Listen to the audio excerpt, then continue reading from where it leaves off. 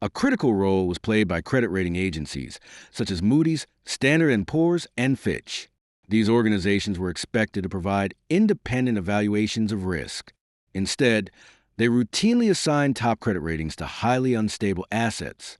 Because their revenue depended on the banks issuing the securities, serious conflict of interest went largely unaddressed.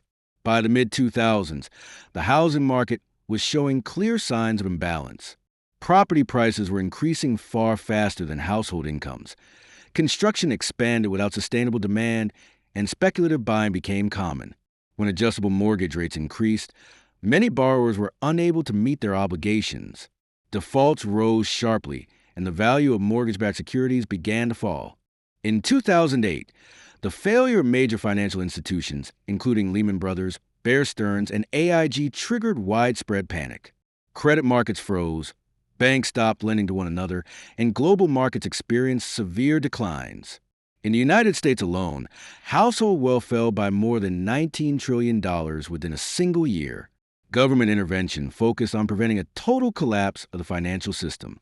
Through bailout programs, central bank actions, and emergency lending facilities, vast amounts of money were made available to stabilize financial institutions. However, relief for ordinary citizens was limited. Unemployment remained high.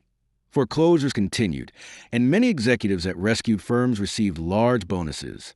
The crisis exposed a fundamental flaw in the structure of the financial system. It was designed primarily to preserve institutional stability rather than protect the public. In the years that followed, central banks relied heavily on aggressive monetary policies, including large-scale money creation, to stimulate economic recovery. These measures succeeded in boosting asset prices. Stock markets recovered, housing values rebounded, and corporate profits increased.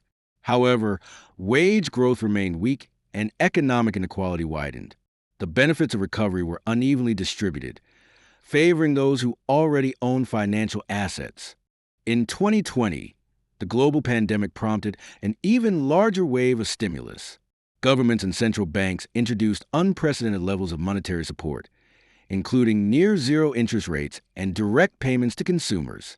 While these actions prevented immediate collapse, they also intensified existing structural weaknesses. By 2021, inflation returned across a wide range of goods and services. What had been described as temporary became persistent, forcing central banks to reverse course. Interest rates rose, markets declined, and debt became increasingly expensive.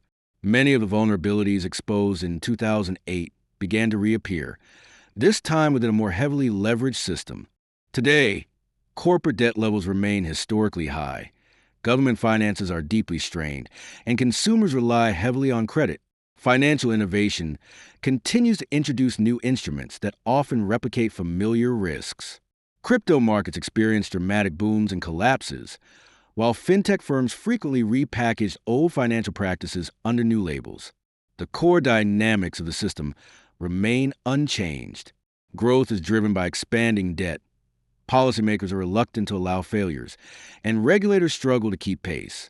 When the cycle breaks, the costs are once again borne by ordinary people.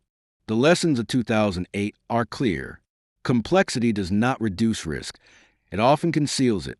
Incentives shape behavior, and systems that reward excessive risk-taking will continue to generate crises. Financial literacy is not optional. Understanding who benefits, who carries the risk, and what happens when conditions change is essential.